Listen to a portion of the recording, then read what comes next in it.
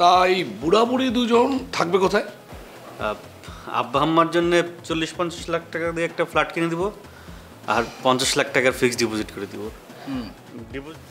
Sherlock Holmes ভাইয়া, আমরা কার জন্য অপেক্ষা করছি? কথা শুরু করছো না কেন? আরে হিরণ আর মালিয়া আসুক, একবারে কথা শুরু করি। হিরণ,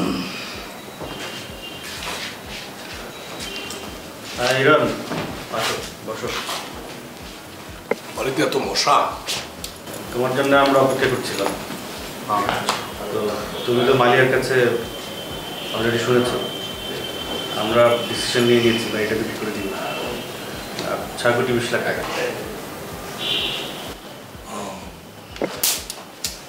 ফুটছে সাধারণ, হ্যাঁ, খুব ভালো বুদ্ধি করেছে। তাই বুড়া বুড়ি দুজন থাকবে কোথায়? আব্বা আম্মার জন্য 40-50 লাখ টাকা দিয়ে একটা ফ্ল্যাট কিনে দিব, আর 50 লাখ টাকার ফিক্সড ডিপোজিট করে দিব। ডিপোজিটের টাকা আর আব্বা যে পেনশন পান তা দিয়ে ওনাদের বহাল তবিতে চলে যাবে, কি বলো? ভালোই হবে। খুব ভালো হবে, খুব ভালো বুদ্ধি করেছেন, খুবই অসাধারণ একটা বুদ্ধি করেছেন। তাই আমাদের ভাগে কত পড়বে, মানে আমরা কত পাবো আর কি? হ্যাঁ সেটাই, কত পাবো ভাইয়া?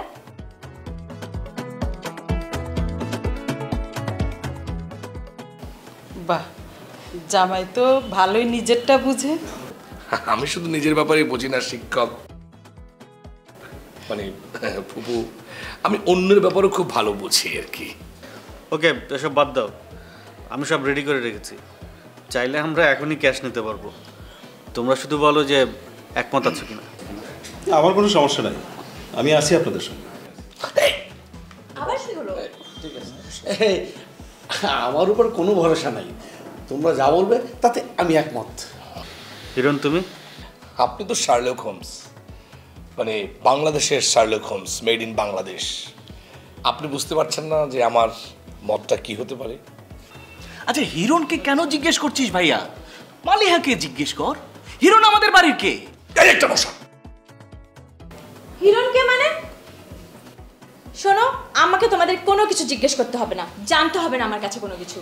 হিরণ যে ব্যাপারে রাজি থাকবে, আমিও সেই ব্যাপারে রাজি। বাহ, এরই নাম হচ্ছে ভরসা, তাই না দুলা ভাই? আমার উপর কোনো ভরসা নাই, তাই কোনো ভরসাই বুঝি না। আর চুপ করো তোমরা, চলো আসল কথায় আগায়। আচ্ছা ঠিক আছে মারিয়া, তাহলে তোমরা এখানে বসে বসে সবাই মিলে একটু আলাপ করো, আর আমি একটু বাড়ির মশা, ঘরের মশা এগুলো দেখি মারা যায় কিনা। আচ্ছা যাও। কি তাজু। মালিহা নিচে বসো।